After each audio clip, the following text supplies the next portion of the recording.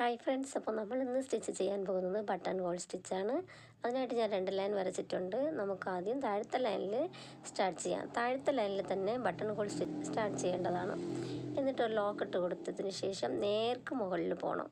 നേർക്ക് മുകളിൽ പോയി ഒരു ലോങ് ചെയിൻ സ്റ്റിച്ച് ചെയ്തതിന് ശേഷം ഇങ്ങനെ ഒന്ന് വലിക്കണം.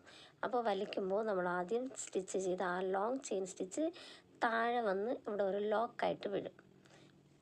ഇനി താഴെ തന്നെ അവിടെ ഒരു ലോക്ക് സ്റ്റിച്ച് ഇട്ട് കൊടുക്കണം. ഇനി താഴെ തന്നെ ഹോറിസോണ്ടലായിട്ട് ഒരു സ്റ്റിച്ച് കൂടെ ഇട്ട് കൊടുക്കാം. അത് കഴിഞ്ഞ് വീണ്ടും അതുപോലെ നേർക്കങ്ങ് മുകളിൽ പോയി ഒരു സ്റ്റിച്ച് കൂടെ സ്റ്റിച്ച് ചെയ്ത് കൊടുക്കണം. അതായത് ലോങ് ചെയിൻ സ്റ്റിച്ച് ചെയ്ത് കൊടുക്കണം.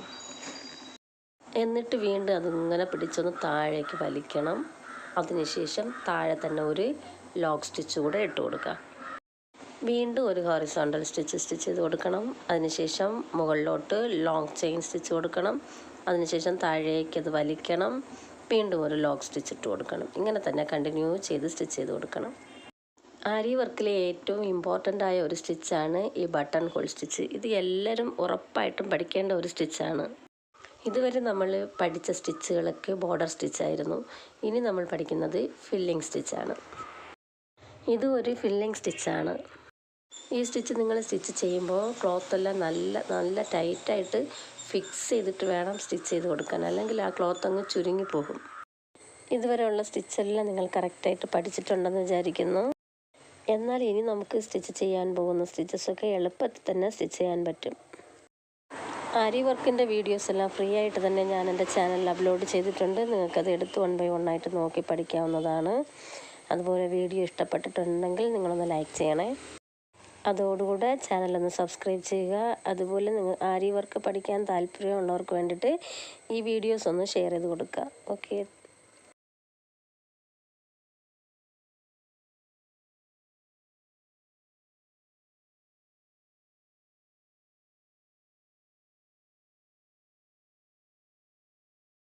ഇതുപോലെ ഹൊറിസോണ്ടൽ സ്റ്റിച്ച് ചെയ്തതിന് ശേഷം അവിടെ നമുക്ക് ലോക്ക് ഇട്ട് കൊടുക്കാം.